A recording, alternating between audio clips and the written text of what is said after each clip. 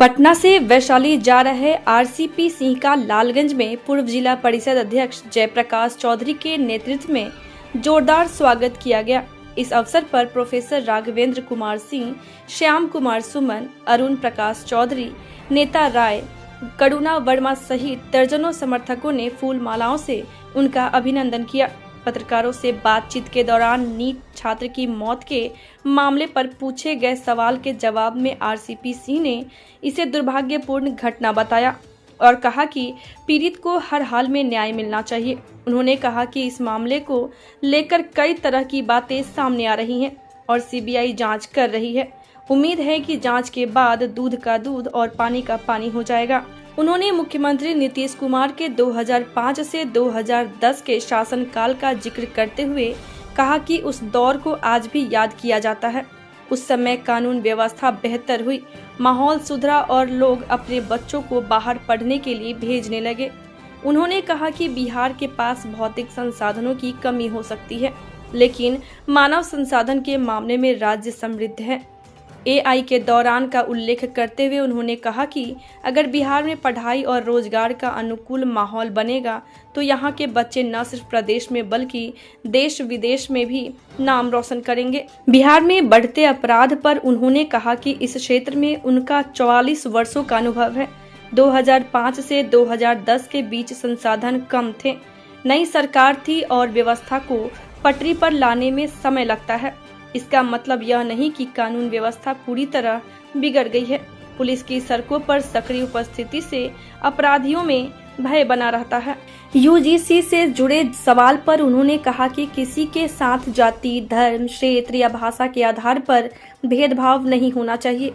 लोकतंत्र में कानून का राज्य सर्वोपरि है। वहीं जदयू में जाने के सवाल पर उन्होंने चुप्पी साधे।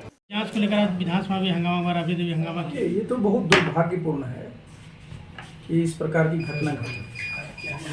भाई, लोकतंत्र में सबसे महत्वपूर्ण क्या होता है कि भाई लोगों के मन में किसी प्रकार का डर न रहे, किसी प्रकार का भय न रहे।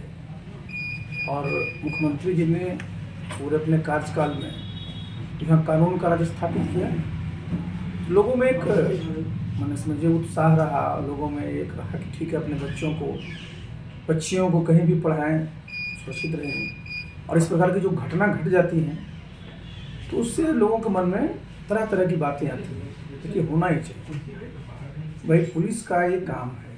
अब तो चूँकि सीबीआई उस चीज़ को देख रही है और जब सीबीआई देख रही है तो उम्मीद तो ही की जाती है कि जो दूध का दूध है वो पानी को पानी हो जाए। लेकिन इतना ज़रूर मैं कहना चाहूँगी, देखिए, एक नागरिक है, किस प्रकार का माहौल होना चाहिए, किस प्रकार की जो घटना घटे तो पुलिस का दायित्व है कि ऐसे लोगों के बिल्कुल तह तक जा करके इस प्रकार की कार्रवाई करे कि आगे किसी की हिम्मत न हो।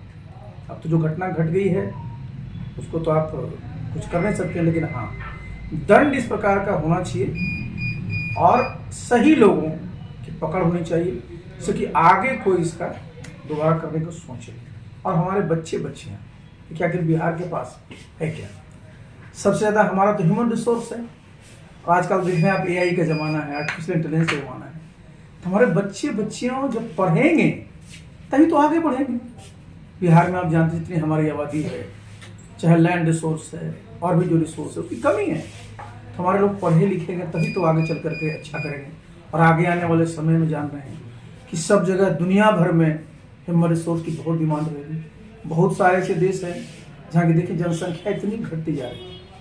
आप देखते हैं जापान को देखिए, चीन को देखिए, साउथ कोरिया को देखिए। इन सब देशों में बहुत आबादी घट रही है।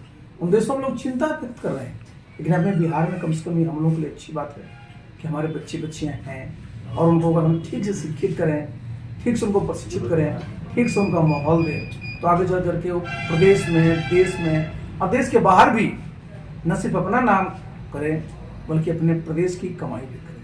तो मैं तो यही सरकार से भी उम्मीद रखता हूँ और सरकार में तो मैं रहा हूँ कि भाई इस प्रकार का माहौल जो हम लोगों ने कायम किया था 2005 से 2010 के बीच, वो रहना चाहिए।